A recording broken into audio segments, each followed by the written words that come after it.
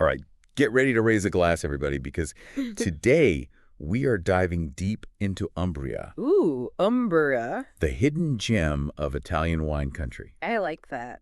You might think you know Italian wine, but Yeah. trust me, Yeah. Umbria has surprises even for like the most seasoned connoisseur. Right.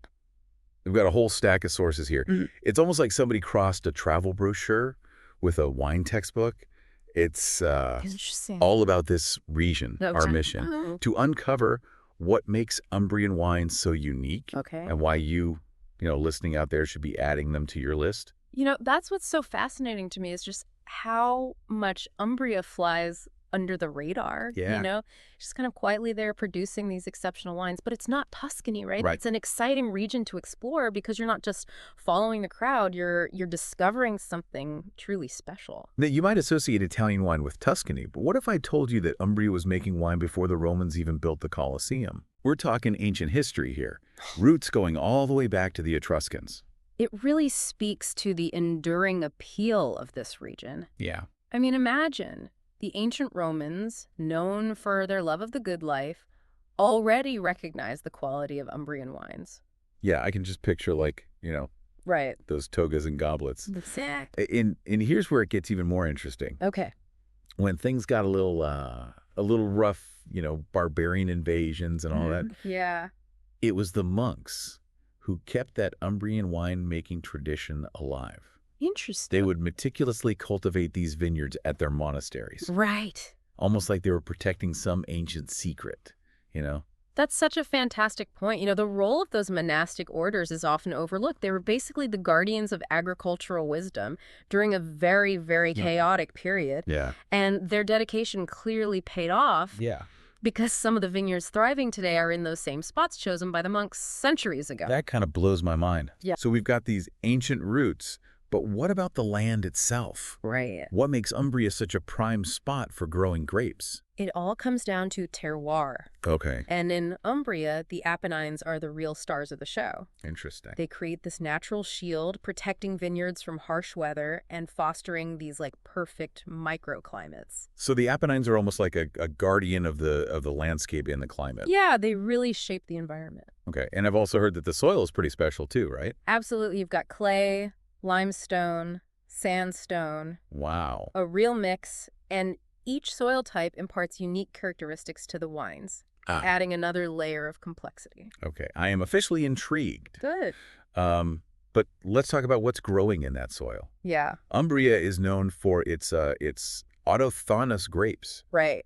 Basically, the OG Italian varietal. Exactly. Yeah. Why is that such a big deal? It gives Umbrian wines their distinct regional identity. It's like a fingerprint. You know you're tasting something truly unique to this place. And speaking of unique, we can't talk about Umbria without mentioning Sagrantino, Ah, Sagrantino. the king of Umbrian grapes. Yes. I hear this grape makes some seriously powerful reds. Oh, Sagrantino is a force to be reckoned with. Okay. Deeply colored, full-bodied, intense tannins. Oh, And here's the kicker. It can age for decades. really? We're talking wines that can outlive us, potentially. That's incredible. Perfect for bold food pairings, hearty stews, grilled meats, aged cheeses. Oh, wow. This is not a shrinking violet. Okay, that sounds right up my alley. I thought you might say that. But Umbria isn't all about big, bold reds, right? Right. What about something a little lighter, like a crisp white? Ah, then you need to try Orvieto DOC, Okay, where the star is Gracetto. great. Think crisp, refreshing, aromas of citrus fruits, white flowers, and sometimes a hint of almond. Mm. It's a beautiful wine to sip on a warm day or pair with lighter dishes. So we've got a range of wines to discover. Yes. But it's not just about the grapes, right? Right. What about the winemaking process itself? Yeah. What's happening behind the scenes in those Umbrian wineries? Umbrian winemakers walk this fascinating line between tradition and innovation. Okay. You'll find some producers using ancient techniques, Like what? fermenting in terracotta amphorae, Wow. just like the Etruscans did, alongside others using cutting-edge technology. So it's a real blend of the old and the new. Very much so. And that kind of makes sense. It does. You've got this region steeped in history, but also looking towards the future. Exactly. There's a real respect for tradition, but also a willingness to embrace new techniques that can enhance quality. All right, so we've covered the history, The terroir, the grapes, the A winemaking. lot of ground. It's a lot to take in. Yes, it is. But let's say I'm standing in a wine shop staring at a wall of Italian bottles. Okay. How do I know which ones are the real deal? That's where the Italian wine classification system comes in. Right? Remember those 3 magic words I mentioned? Montefalco Sagrantino DOCG. Yep. Orvieto DOC. That's it. And Torgiano Rosso Reserva DOCG. You got it. Those are the ones to look for if I want like the true taste of Umbria. You've got it. Those designations are like a seal of approval. Right.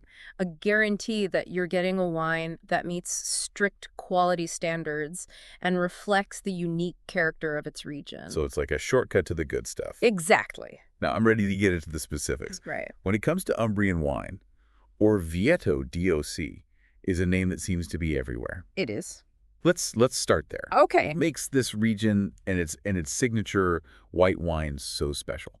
Orvieto is located in southwestern Umbria, Okay. and it's a region steeped in history. Mm-hmm. We're talking one of Italy's oldest wine regions dating back to Etruscan times. Wow.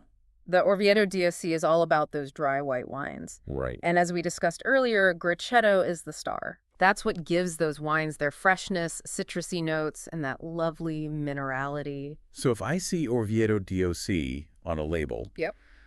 I can expect a dry, refreshing white. You got it. But are all Orvieto wines created equal? That's a great question. Is there anything else that sets them apart?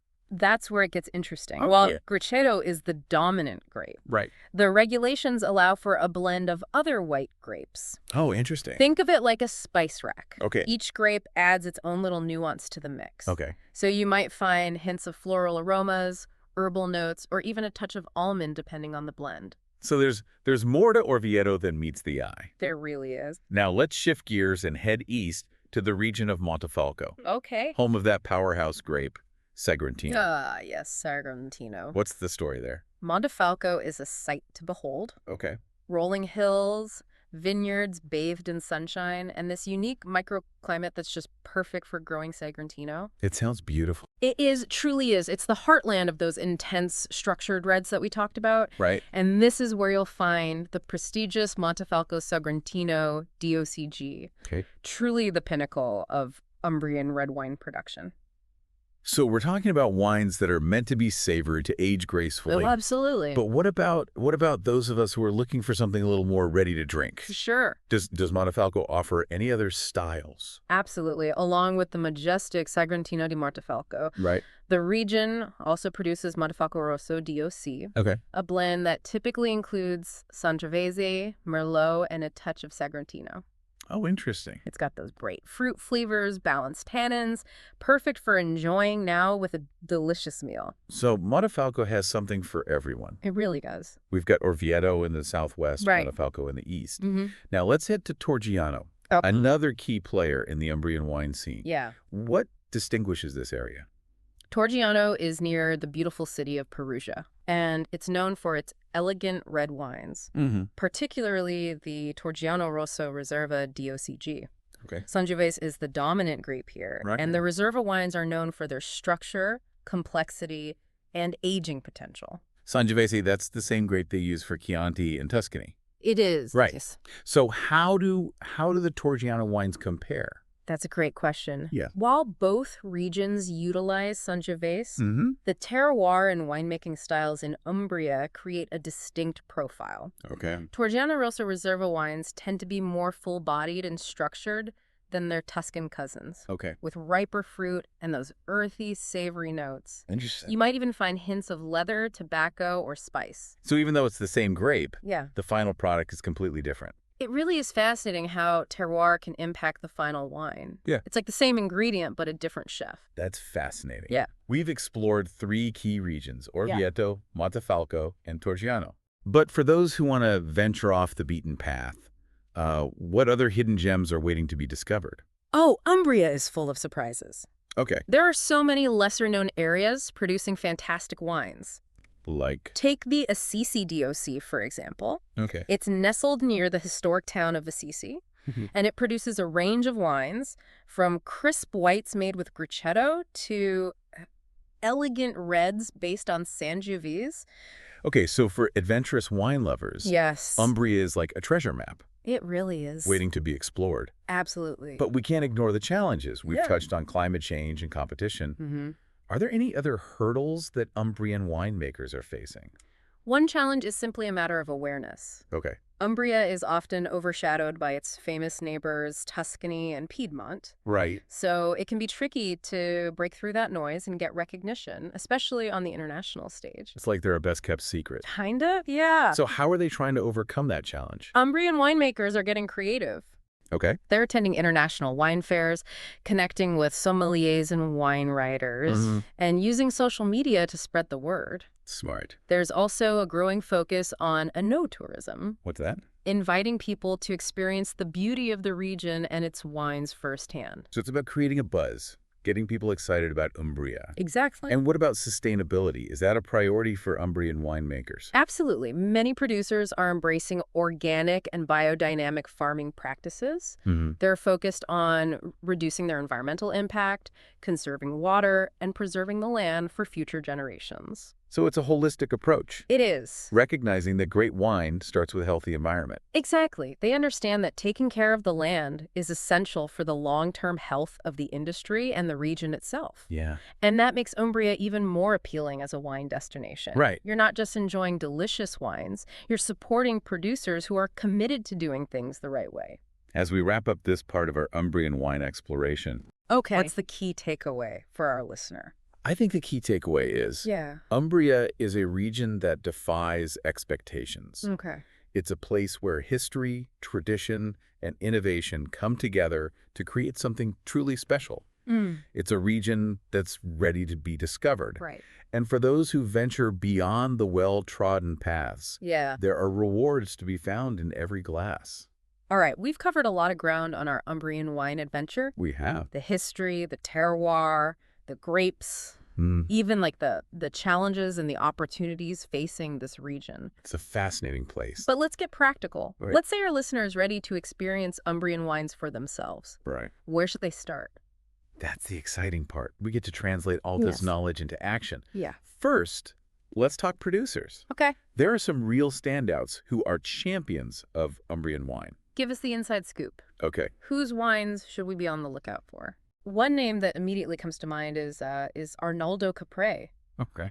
They're practically synonymous with Sagrantino. Right. This family-run winery in Montefalco has a flagship wine, the 25 Amani, 25 on it. and it's considered one of the most iconic expressions of this powerful grape. That has a nice ring to it. It does. Is it like a special occasion wine? It certainly can be. It really embodies the depth and the complexity of Sagrantino, and the aging potential is legendary. Wow. But Capraia also produces other excellent wines, including a more approachable Montefalco Rosso. Okay. If you're looking for something you can open tonight. So if Sagrantino's your thing, Yeah, Arnaldo Capri is a must-try. absolutely. Who else should we have on our radar? Another producer that deserves a shout out is Lungarati. Okay. They're one of the largest and most well-known wineries in Umbria, but their size doesn't mean they've compromised on quality. Right. They produce a wide range of wines, from that crisp Orvieto DOC to elegant reds from Torgiano. So Lungarati's a good one-stop shop to experience the full spectrum Exactly. of Umbrian wine. Yeah. Any other recommendations?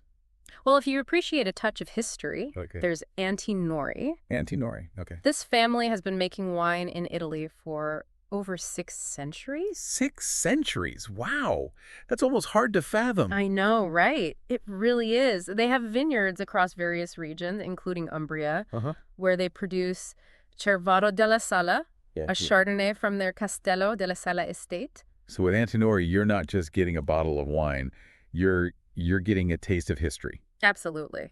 And are there any producers who are really sticking to those traditional Umbrian methods? Definitely. Scaccia Diaboli Sacerdotali, okay. is a historic winery in Montefalco that's very dedicated to crafting traditional style Sagrantino, along with other excellent Umbrian wines. Okay. They're a great example of how producers are honoring the region's heritage. Okay, so we've got a great list to get us started. Now, let's say I've got a bottle of Umbrian wine in hand. Okay. Maybe one of these we've been talking about. Right. What can I expect when I take that first sip? That's the moment of truth. Umbrian wines, just like the region itself, really offer a sense of discovery. Okay. For the reds, especially those made with Sagrantino, get ready for a bold experience. All right. They've got structure, complexity, and often this intriguing savory character. Okay. Think aromas of dark fruit, spice, leather, and sometimes even a hint of chocolate. Sounds like a symphony of flavors. It really is. And are these wines meant to be enjoyed young? Or do they benefit from some time in the cellar? These are wines that can age gracefully, Okay. developing even more complexity over time. They reward patience. Now what about those beautiful Umbrian whites? Yes. What should we be looking for there? With the whites, especially Orvieto DOC, Right? expect a burst of freshness. Okay. Think citrus fruits, floral notes, and a distinct minerality. They're often light-bodied and easy drinking, perfect for a warm afternoon or as a pre-dinner drink. I'm already picturing myself on a sun-drenched patio with a glass of Orvieto. Sounds lovely. And, I can't talk about wine without thinking about food. Of course not. What are some classic Umbrian dishes that pair well with these wines? Oh, the pairings are just as exciting as the wines themselves. For those hearty Sagrantinos, you need something equally robust. Okay. Roasted lamb, grilled pork, wild boar stew, anything with big, bold flavors. So we're bringing together those rustic, hearty flavors Exactly. of Umbria. Yeah. And what about the Orvieto DOC? What does that pair well with? Orvieto is a natural with seafood. Okay. It cuts through the richness of grilled fish, shellfish, even a simple pasta with clams. That bright acidity creates a perfect harmony. It's making me hungry just thinking about it. Me too. We've journeyed through Umbria from its ancient history to its modern wineries It's been quite a journey. and discovered this whole world of unique wines just waiting to be explored. Mm-hmm. As we wrap up this deep dive, Okay. what's the final message you want to leave our listener with? Don't underestimate Umbria. Okay. It might not have the same spotlight as some of its Italian neighbors, Right. but it's a region full of passion, dedication, and a deep love for winemaking. Mm-hmm. Venture beyond the familiar, seek out those hidden gems, and I promise you'll be captivated by the magic of Umbrian wine. Beautifully said. And who knows, maybe our next deep dive will take us straight to the heart of Umbria, I hope so. where we can wander through those vineyards and meet the passionate people who are crafting these extraordinary wines. That sounds like an adventure. Until then, cheers to discovery, Cheers. to embracing the unknown, Yes. and to the endless possibilities that await in a glass of Umbrian wine. I'll drink to that and to you, our listener. Yeah. Thank you for joining us on this Umbrian wine adventure. We'll see you next time for another Deep Dives.